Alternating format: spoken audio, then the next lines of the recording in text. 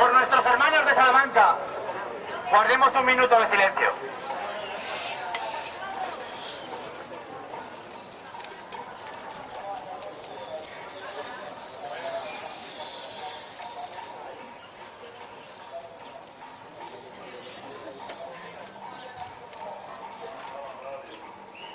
Radios también, por favor. Gracias.